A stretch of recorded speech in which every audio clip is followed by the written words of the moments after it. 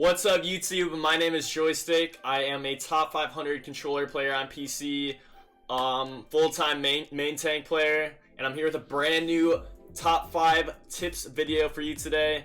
So basically, we're going to be talking about Orisa.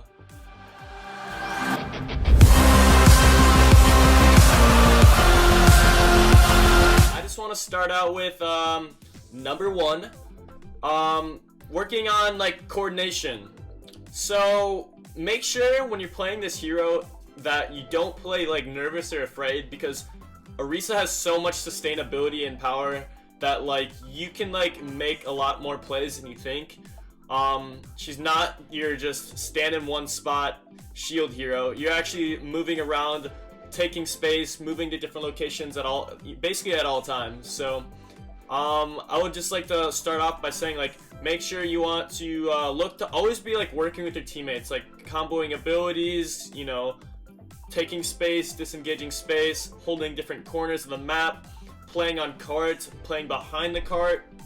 If you have like a lot of good shield break on your team, you can play behind the cart, and like the cart kind of like acts as like a third shield for you as Orisa. So taking advantage of your environment, depending on what map you are on, for example. But number 2, shield management. This is a big one that a lot of people don't really know about Orisa. So you can put a shield down, and the next one starting off on cooldown. So you basically get like 2 shields for free almost, right? And after that third shield is when you have to think about your other abilities as Orisa. So what I like to do is put my first shield down. I already have the next one coming off cooldown, place that one down, and then all of a sudden you have like, if that one like breaks immediately, you have absolutely no cover, right? That's when you want to pop your gold ability, your fortify, and that's how you sustain as Orisa. So you always have to be cycling out your abilities to make sure that like you have proper shield management and that you're literally covering your whole team. Like if you cycle your abilities and not like 3-step cycle, you're gonna find so much success with this hero. With that, also like taking like very like good parts of the map with Orisa. For example, if you take high ground, you know, that means it's harder for like the enemy team to focus your shield, so you're gonna have like better shield economy in some sense. And like with that, like most main tank heroes, you want to be also holding corners as well. I said this in my last video about Reinhardt, about holding corners. If you can just sit on a corner and hold it down, like, and like literally just anchor against it, like you don't have to like expend too many resources to sustain in one spot, right? Number 3, using Orisa's halt ability is literally the best thing about her kit. This is what makes her actually seem OP sometimes, is her pull ability, right? Or also known as halt, but I like to call it pull, because basically you're literally pulling an enemy into a direction, right? Like you can control the distance it goes, where it locks. That green orb can, you know, pull someone across the map, like just like that, and that's such a strong ability. It's basically a mini graviton surge almost, right? So I want to talk about all the things you can combo pull with that like a lot of people don't even think about. For example, you can combo her pull with Dragon, Hanzo's Dragon. That's Hanzo's ultimate ability.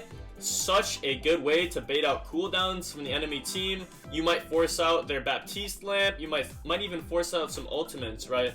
So if you see your Hanzo's ready in position for the Dragon, he sends in the Dragon, you follow up with your pull like 2-3 enemy players in. That's literally maybe a double, triple kill sometimes, right?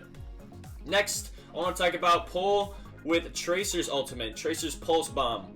This is also a good way to force cooldowns, you know, maybe even get a kill or 2 off some squishy targets, right? If you're able to pull their entire backline together and have your Tracer coordinate, drop the Pulse Bomb on the pull, right? Like it's basically a graviton, you literally get kills for free. Also, there's so many other things you can really be creative with, like pull EMP. If you have a Sombra, you can pull the entire team together and get the biggest EMP. There's just so many different ways you can actually abuse the ability. And the obvious one right now is pull and Sigma ult, which is Gravitic Flux. You pull the entire team together, and then Sigma uses his ult, pulls them all up in the air, and they get knocked down, does so much damage, right? But like some there's like a small stuff too, like if you can use pull above like the enemy shields and you have an Ana in your team, Ana can anti-grenade and completely purple their entire team just by getting a nice pull over the shield, right? Next, I like to say for pull is that you can use it as like an environmental kill situation too. For example, if you're playing like Ilios Well or University on Oasis, they have that pit in the middle, right? Or like even Nepal Sanctum, there's that giant pit of doom, right? Use your pull ability to actually yoink them into the pits for a free kill, right? And even on Oasis University, it's not, you don't die if you drop into the pit, but you're taking them out of the fight for at least like 10 seconds, and that's basically the equivalent to like killing them almost, right? It's like the equivalent of like Anna's sleep dart. When you sleep someone, they're basically out of the fight, essentially. They're not dead, but they're out of the fight, right? So you gotta always be looking for situations you can do things like that. And I like to also use pull for like, say I'm like trying to 1v1 someone, like a squishy or even like a tank, like pulling them towards you, right? No one wants to get pulled towards their target. So like if you're in a situation where you're able to pull them towards you and do more damage into them, they're just trying to run away, right? So they can't run away if they're getting pulled towards you, right? So that's like a free opportunity to get a kill. And I always use that, especially if like a DPS is on high ground. I'll pull them right off the high ground so they fall down and right into my team. They're done for, right? Next, we're gonna move on to number 4, using Orisa's Supercharger ultimate. This is a very, very simple ultimate at its core, but I feel like a lot of people use it wrong, and it's frustrating to see. So I see a lot of Orisas pop Supercharger, aka Bongo, in spots that it breaks and breaks so easily, right? You want to be placing your Bongo or your Supercharger out of sight, behind a wall, so you can get the max value. I've won games literally just off Bongo placements alone.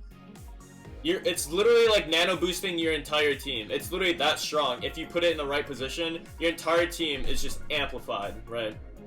So think about whenever you have Orisa's ults, make sure you like place it back or save like one of your shields and like place it in the back line so that it's absolutely just farming damage throughout the fight. And if you place it at the right time before the enemy team, like the sweet spot about timing her ult is right about when the enemy team is walking in, ready to speed boost in. That's when you want to pop Bongo, because they're walking into like basically a trap, right? They're walking into like double damage, and that's really, really difficult to deal with. So with also this ultimate, right? Orisa can bait certain ultimates with it too, right?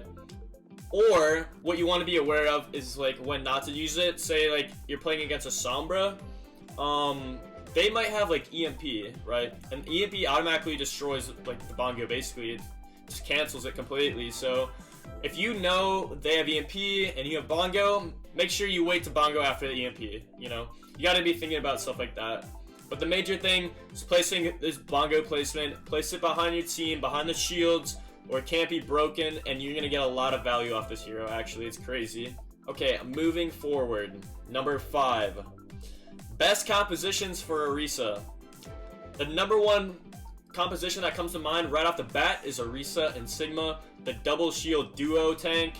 Obviously, it's so strong because you can basically cycle out the shields, and it feels like there's nothing to ever touch you, basically, right?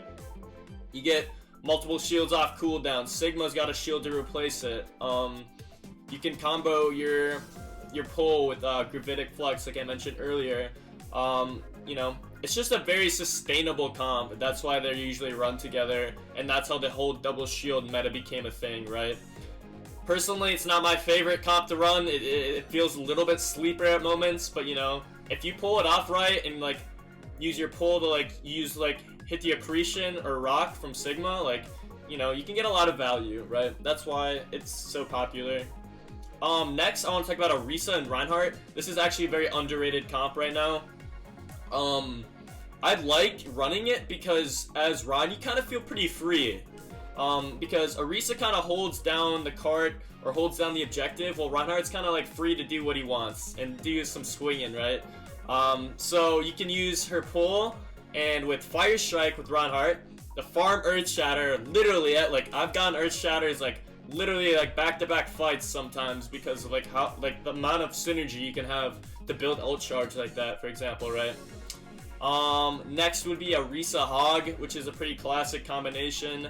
Obviously, the pull hook combo is, you know, if you can pull it off, and if you make sure you are pulling it off, it you know, you can get a lot of value. But I feel like it can get shut down pretty easily with the amount of like shields in the game.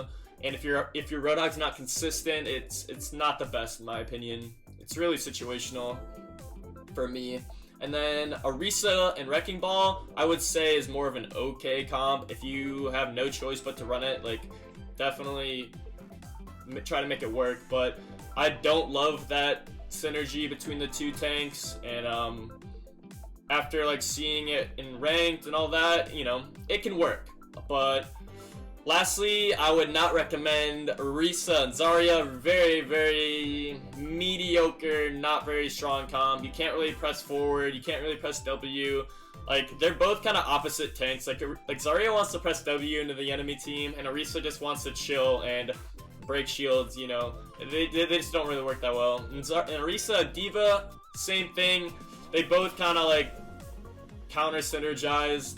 D.Va's more of a divey tank with like Winston, and Orisa is more stationary. Break the shields, move, you know, and then walk forward type thing. Okay, that wraps up this video. I have a lot more educational content on the way, chat. I'm gonna be trying to drop videos like every day as much as I can. Educational content is on the way, boys. Thank you so much for watching. Make sure you comment, like, subscribe. I also stream almost every day on Twitch, so we're getting close to applying for Twitch partner, chat, believe it or not. So I will see you guys in the next video. Thank you.